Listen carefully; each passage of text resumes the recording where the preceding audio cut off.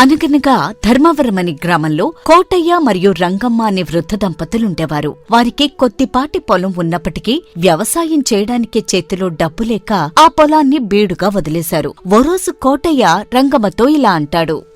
రంగమ్మ, మనకి పొలం ఉన్నా ఉపయోగించుకోలేక బీడు భూమిగా మారిపోయింది. చేతిలో సిల్లిగవ్వలేదు. వ్యవసాయం ఎలా మొదలెట్టాలో అర్థం కావట్లేదు. వ్యవసాయం చేసుకోవడానికి అప్పుగా అయినా డబ్బిచ్చేవాళ్లు లేరు. ఇలా ఎంతకాలం బీడుభూమిగా ఉంచాలో ఏమో, మనకా వయసు అయిపోతోంది అని అనుకుంటూ బాధపడుతూ ఉంటారు. ఇదిలా ఉండగా కొన్ని రోజుల తర్వాత రాఘవయ్య అనే ఒక ధాన్యం వ్యాపారి కోటయ్య ఇంటికొచ్చి ఇలా అంటాడు. కోటయ్య గారు, మీ పొలం ఎందుకలా ఖాళీగా ఉంది? వ్యవసాయం చేయటం లేదా? ఏం చెప్పమంటారు చెప్పండి. వ్యవసాయం చెయ్యాలనున్నా కావలసిన ఇత్తనాలు కొనే స్తోమత లేక పొలాన్నలా ఖాళీగా ఉంచేయాల్సి వస్తుందండి. నాదో సలహా, మీరు పండించగలిగితే నేను మేలు రకం ఇత్తనాలు ఉచితంగా ఇస్తాను. పంట పండిన తర్వాత వచ్చిన ధాన్యంలో సగం నాకిస్తే చాలు, మిగిలిన సగం మీరు తీసుకోండి. ఏంటంటారు? మీరు చెప్పేది బాగానే ఉంది కాని మాకంత ఉపకారం ఎందుకు చేస్తున్నారు వ్యాపారిగారు?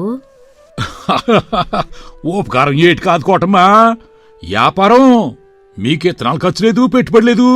మీరు పండించినందుకు సగం వాటా మీకు వస్తుంది. పొలాన్నలా ఖాళీగా ఉంచే బదులు పంట పండించుకోవడం నయం కదా, అందుకే అడుగుతున్నాను. చాలా సంతోషం వ్యాపారి గారు, మాకు సగం పంట దొరికినా చాలు. మీ ప్రతిపాదన మాకు అంగీకారమేనండా అంటూ సంతోషంతో ఆ వ్యాపారికి కృతజ్ఞతలు చెప్తారు. అలా జరిగిన ఒప్పందం ప్రకారం మరుసటి రోజు వ్యాపారి విత్తనాలు తీసుకుని కోటయ్యకిస్తాడు. అలా కోటయ్య రంగమ్మ కలిసి వ్యవసాయం మొదలుపెడతారు. ఒకరోజు పొలంలో, ఇంతకాలానికి ఆ వ్యాపారిగారి దయ వల్ల మన పొలం మళ్లీ పండిస్తున్నావు, నాకు చాలా సంతోషంగా ఉంది. అవును రంగమ్మ, నేను మళ్ళీ మన పొలంలో ఇలా పంట పండిస్తాననుకోలేదే. వ్యాపారి నిజంగా దేవుళ్ళ వచ్చి ఈ అవకాశం ఇచ్చాడు మనకి. అలా కోటయ్య రంగమ్మ ఇద్దరూ కలిసి ఏడాదంతా కష్టపడి ధాన్యం బాగా పండిస్తారు.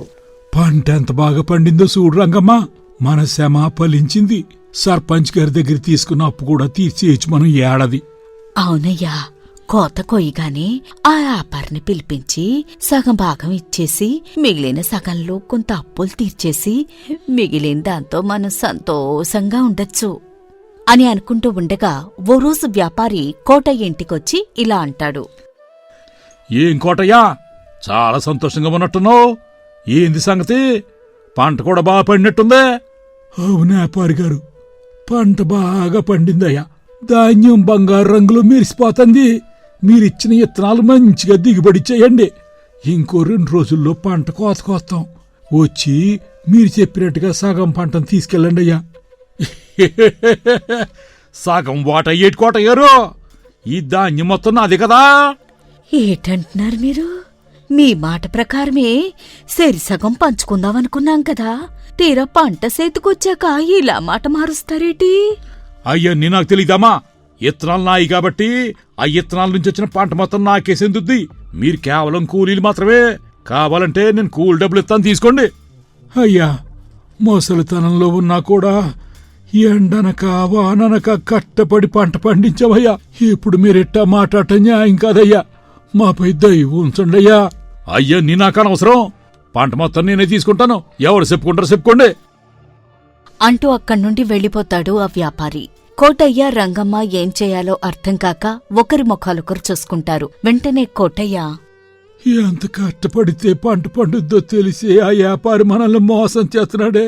మొదట్లోనే తనంతట తానుగా వచ్చి అవకాశం ఇచ్చినప్పుడే మనం అర్థం చేసుకుని ఉండాల్సింది. తీరా పంట చేతికొచ్చాక ఎంత దారుణానికి తెగించాడు.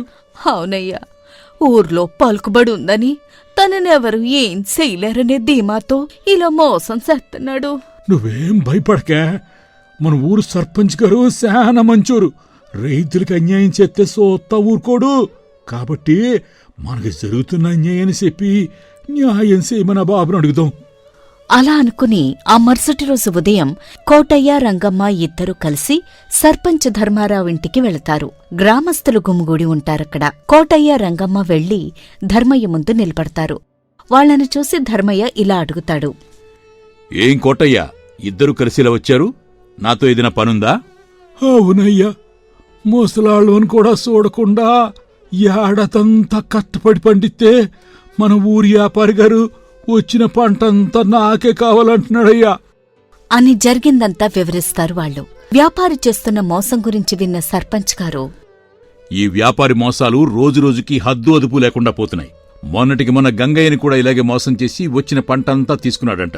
ఇక ఇలాగే వదిలేస్తే రైతులు వ్యవసాయం చెయ్యాలంటేనే భయపడతారు. అవునయ్యా సర్పంచ్ గారు, మీరు చెప్పేది నిజమేనండా. నన్ను కూడా మోసం చేశాడు.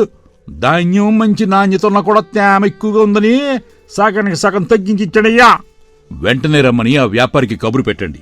ఈ రోజు అతని సంగతేంటో తేల్చాలి. అలా వ్యాపారి దగ్గరికి వెళ్లిన కోటయ్య, అయ్యా వ్యాపారి గారు, మిమ్మల్ని వెంటనే పిలుచుకురమ్మని సర్పంచ్ గారు పంపించారండి. సర్పంచ్ గారికి నాతో ఏటి పని? అయినా నిన్నెందుకు పంపించాడు? సరే పద వెళ్దాం అంటూ కోటయ్య రాఘవయ్య ఇద్దరూ కలిసి సర్పంచ్ గారింటికి వస్తారు. రాఘవయ్యను చూసి ధర్మారావు ఇలా అడుగుతాడు, చూడు రాఘవయ్య, కోటయ్యతో నువ్వు చేసుకున్న ఒప్పందం ప్రకారం కాకుండా పంట మొత్తం నీకే ఇవ్వాలనంటున్నావంట, నిజమేనా? ఒప్పందం ప్రకారమే అడుగుతున్నానండా. పంట పండడానికి కారణం నేనిచ్చిన ఇత్తనాలేగా. అందులో ఆడు చేసిందేం లేదు. అందుకే పంటంతా నాదే అవుద్ది. కాబట్టి మీరే సరైన న్యాయం చేసి పంట నాకు ఇప్పించండి అయ్యా. వ్యాపారి గారు చెప్పిందంత అబద్ధం సర్పంచ్ గారు. మా ఒప్పందం ప్రకారం 2 భాగాలు చేస్తా అన్నాడు. ఇప్పుడు ఎట్టా మాట మారుతున్నాడయ్యా. వ్యాపారి ఎవరికీ వినిపించకుండా సర్పంచ్ గారి చెవిలో ఏదో చెప్తాడు. అది విన్న సర్పంచ్ గారు కోటయ్యతో, చూడు కోటయ్య, వ్యాపారి గారి చెప్పేదాంట్లో కూడా న్యాయం ఉంది. దిగుబడినిచ్చే విత్తనాలు అతనివే కాబట్టి పంట తీసుకోవడంలో న్యాయం ఉంది. కాబట్టి ఒప్పందం ప్రకారం వ్యాపారి గారికే పంటివ్వు. అయ్యా సర్పంచ్ గారు, మీరు ధర్మాత్ములయ్యా. మీరే మాకు న్యాయం చేయపోతే ఇంకెవరు చేస్తారయ్యా? మాలాంటి ముసలోళ్ళకి అన్యాయం చేయబాకండయ్యా. చూడు కోటయ్య, ఇక వాదన అనవసరం. వెళ్ళి పంట కోత అవగానే తీసుకొచ్చి వ్యాపారి గారికివ్వు. చూడండి రాఘవయ్య గారు, కబురు పెట్టినప్పుడు వచ్చి ధాన్యం తీసుకెళ్ళండి. చాలా సంతోషం సర్పంచ్ గారు, ఇక నేను వెళ్తాను. అలా సర్పంచ్ గారిచ్చిన తీర్పు విన్న కోటయ్య దంపతులు దుఃఖంతో, వ్యాపారి సంతోషంతో అక్కడ్నుండి వెళ్ళిపోతారు. ఆ రోజు వ్యాపారిని తన గుమస్తా ఇలా అడుగుతాడు, అయ్యా, నిన్న పంచాయతీలో సర్పంచ్ గారి సేవలో మీరేదో చెప్పగానే న్యాయంగా తీర్పిచ్చే సర్పంచ్ గారు కూడా అన్యాయం చేసిన మీ వైపే ఉన్నాడేటి? ఇంతకీ ఏం చెప్పారేట ఆయన సేవలో? అరే పిచ్చి గుమత, ఇది వ్యాపారం రా. ఇంకెప్పుడు రా నువ్వు నేసుకునేది? ఈ లోకంలో డబ్బుకి లొంగనోడు ఎవడైనా ఉంటాడా చెప్పు? వచ్చిన ధాన్యంలో కొంత మేకెత్తా అని చెప్పాను, అంతే. ఎన్నే తీర్పు నా వైపు మార్చేశాడు. ఇదిలా ఉండగా ఒకరోజు సర్పంచ్ గారు వ్యాపారినొచ్చి ధాన్యం తీసుకెళ్లమని కబురు చేస్తాడు. వ్యాపారి రాఘవయ్య తన గుమస్తాతో కలిసి సర్పంచ్ గారింటికి వెళతాడు. అక్కడ కోటయ్య, రంగమ్మ, మరికొందరు గ్రామస్తులుంటారు. వ్యాపారి వచ్చి ఇలా అంటాడు, నమస్కారం సర్పంచ్ గారు. నమస్కారం రాఘవయ్య, రారా, నీకోసమే చూస్తున్నాను. కోటయ్య ధాన్యం తీసుకొచ్చాడు. చాలా సంతోషమండా. నాకు రావాల్సిన ధాన్యం ఇప్పితే నేను బయలుదేరతాను. తప్పకుండా రాఘవయ్య. కోటయ్య, అనుకున్న ప్రకారం ఆ ధాన్యాన్ని వ్యాపారి గారికివ్వు. అలాగే బాబు అంటూ 2 ధాన్యాల సంచుల్ని వ్యాపారి ముందు పెడతాడు కోటయ్య. అది చూస్తున్న వ్యాపారి, ఇదేంటి సర్పంచ్ గారు, నేనిచ్చిన ఇత్తనాల సంచులే నాకు తిరిగెత్తనారు.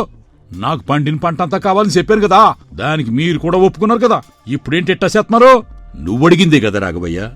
నువ్విచ్చిన విత్తనాల వల్లే పంట పండింది, అందులో వాళ్లు చేసిందేమీ లేదు అన్నావు. కాబట్టి నీ విత్తనాలు నీకిస్తున్నారు. పంటలో నుండి నువ్విచ్చిన గింజలను మాత్రమే తిరిగిస్తున్నారు. తీసుకో. ఏమన్నారు సర్పంచ్ గారు? అట్ట ఎట్ట కుదురుద్ది? అవును రాఘవయ్య, విత్తనాలు ఇచ్చినంత మాత్రాన కష్టపడకుండా విత్తనం పంటగా మారదు. కాబట్టి ఇవే విత్తనాలు తీసుకువెళ్లి వ్యవసాయం చేయకుండా పంట పండించు. అలా పండించగలిగితే కోటయ్య పండించిన పంట మొత్తం నీదవుతుంది. లేదంటే ఇంతకంటే నీకేమీ రాదు. ఎక్కడైనా విత్తనాలు వాటంతటవి పండవు. దానికి కోటయ్య పొలం, కోటయ్య రంగమ్మల నిరంతర శ్రమ, నీరు, సమయం ఇవన్నీ కలిస్తేనే సాధ్యమవుతుంది. కాబట్టి ఇచ్చిన గింజలు తీసుకెళ్ళు అని అనగానే చేసిన మోసం బయటపడిందని తెలుసుకున్న వ్యాపారి తలదించుకుంటాడు. పశ్చాత్తాపంతో ఇలా అంటాడు, అయ్యా నన్ను క్షమించండయ్యా. అచ్చేసకపోయి ఇలా చేశాను. ఇంకెప్పుడు ఇట్టడి పని చేయను. ఈ ఒక్కసారికి వదిలేండి. రైతులను మోసం చేయాలని చూస్తే ఎప్పటికైనా దేవుడే తగిన శిక్ష వేస్తాడు.